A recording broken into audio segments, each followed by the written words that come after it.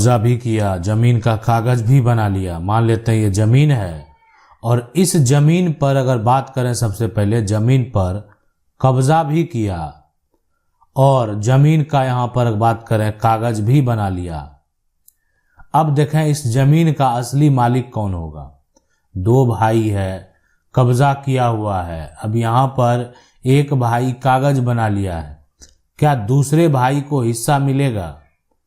जमीन का कागज एक भाई बनाया, कब्जा दो भाई मिलकर किया हुआ है, तो उसमें अब हिस्से की बात आ रही है। तो देखें हिस्सा अगर आपके कब्जे में है तो कब्जे में है तो आपका हिस्सा तो मिल ही गया, लेकिन कानूनी तौर पर दस्तावेज अगर बनाए गए हैं तो वो दस्तावेज में आपको अभी शेयर नहीं है, वो दस्तावेज आपको अपने नाम पर करवाने हैं।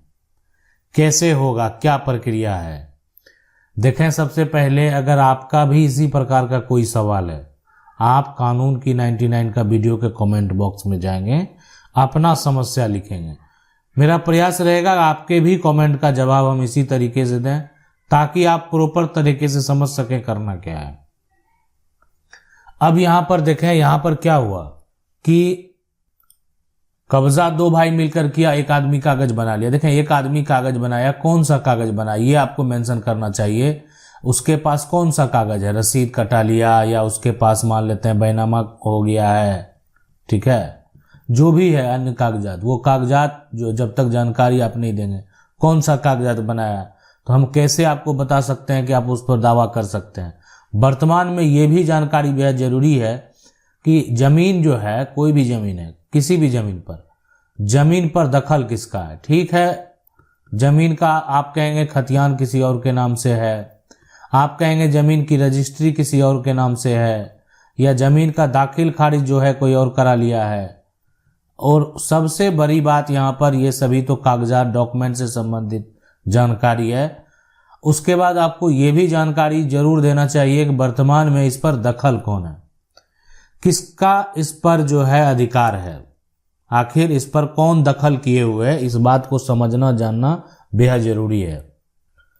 इसलिए आपका अगर जमीन पर कब्जा है, भाई ही है और एक भाई अगर कागज बना लिया है, ठीक है, दो भाई जो है कब जो भी है यहाँ पर ऐसी समस्या है, तो किस प्रकार की ये जमीन है, पिता से प्राप्त जमीन है, दादा से प्राप्त जमीन है, या आप किसी का जबरन कब्जा कर किए हुए हैं, जमीन दूसरे का है, आप पर्चा बनाए हुए हैं, तो स्पष्ट जानकारी अगर आप देंगे तो आपको हम बता पाएंगे कि आखिर आपको क्या करना चाहिए, कैसे करना चाहिए। तो इसी प्रकार आप अपना समस्या कानून की 99 के कमेंट बॉक्स में लिखें।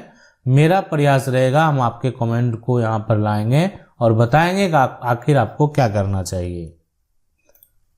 अगला जो सवाल है कि सर मेरी एक जमीन जो है 4.0 डिसमिल है, जिसमें मेरा पड़ोसी अपने पूर्व पश्चिम चौहद्दी के अनुसार घर नहीं बनाकर मेरे जमीन के चौहद्दी में उत्तर दक्षिण दिशा की ओर 1 डिसमिल जमीन कब्जा कर लिया है और वह जो है छत ढालने की स्थिति में है, क्या करें। देखें अगर आपको लगता है कि आपकी जमीन कब्जा कर लिया है तो आप उनको एक तरह से ये कर सकते हैं कि उनके पास जितना जमीन है, कागजात के तौर पर अगर उनके पास जो भी जमीन है वो पहले अपनी जमीन को नाप लें कि उनके पास कितना जमीन है।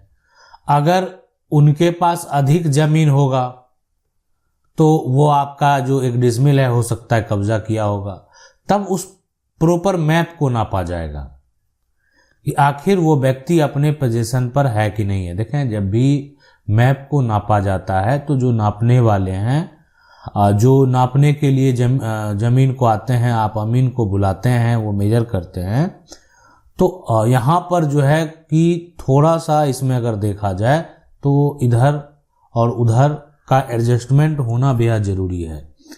कहीं ना कहीं वो स्थिति जो है नापने के बाद जो है भी उत्पन्न हो जाती है कि कभी थोड़ा जो है इधर चला गया, थोड़ा इधर, मतलब इतना बहुत ज़्यादा का जो है फर्क नहीं होता है, लेकिन आपको आप कह सकते हैं 1-2 फीट जो है वो आसानी से जो है जा सकता है।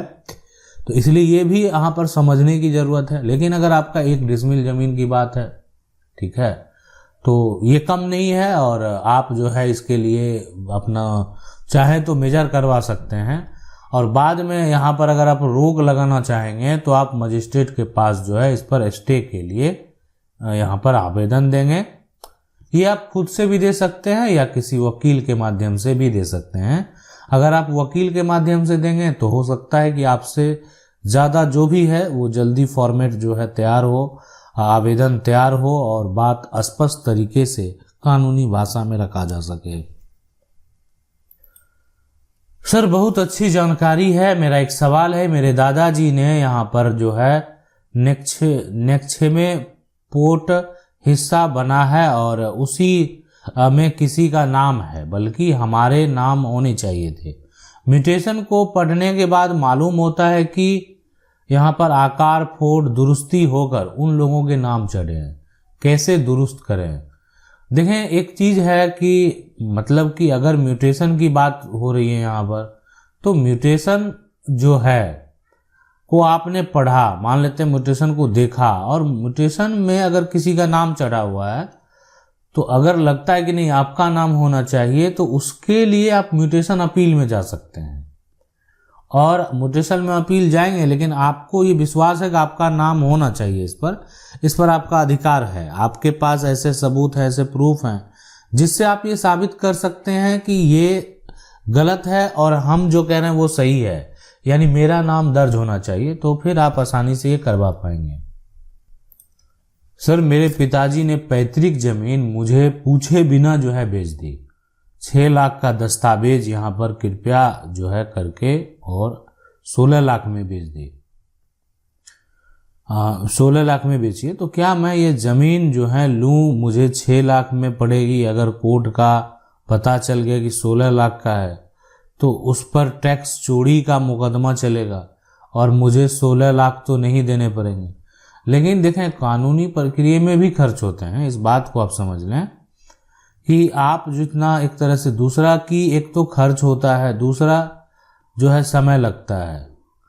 ठीक है, ये टैक्स चोरी की बात है और अक्सर आपको ये देखने को मिलेगा कि ज़मीन जो बेचा गया उसका एक तरह से सरकारी दर जो है ये, और सरकार को भी पता है ये चीज़। अगर देखा जाए तो ऐसा नहीं है कि गवर्नमेंट को जानकारी नहीं है कि पब्लिक क्या कर रही है। सरकार को बस वो मिनिमम जो रेट है ना, उस पर जो टैक्स होना चाहिए उससे नीचे अमाउंट आप नहीं डाल सकते हैं।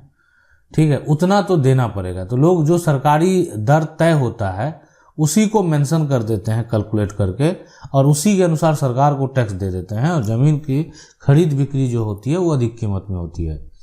अब है कि इसके लिए व्यक्ति स्वतंत्र है, और यहाँ पर जो एग्रीमेंट तैयार किया जाएगा, ठीक है, तो एग्रीमेंट के अनुसार अगर जो ज़मीन की रजिस्ट्री होगी तो एग्रीमेंट पर जो मेंशन होगा उसी अनुसार ज़मीन की जो है रजिस्ट्री होगी।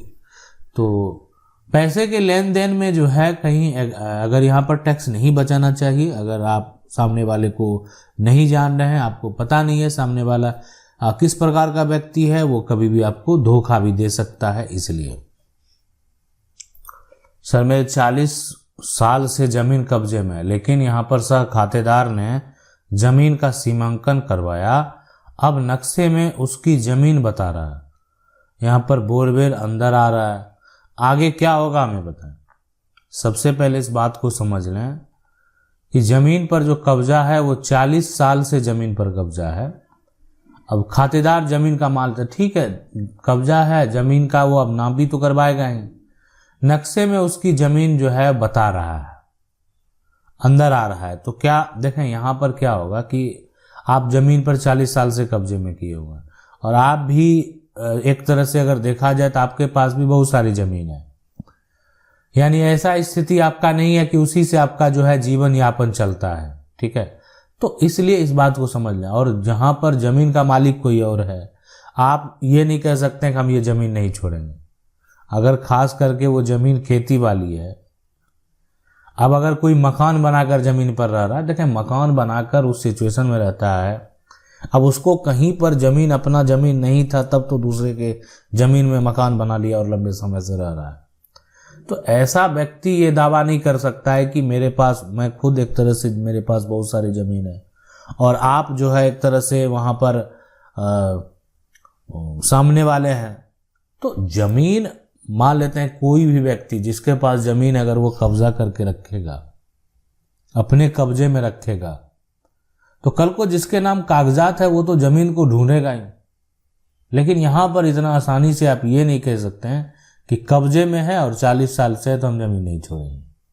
इसलिए जमीन कानूनी तौर पर अगर एक तरह से विवाद होता है, केस फाइल होती है, आप अगर ऐसे नहीं छोड़ रहे हैं तो कल कानूनी तौर पर भी आपको छोड़ना पड़ सकता है, और साथ में हो सकता है कि इस तरह का जो कार्य हुआ है उस पर जुर्माना भी लगाया जा सके।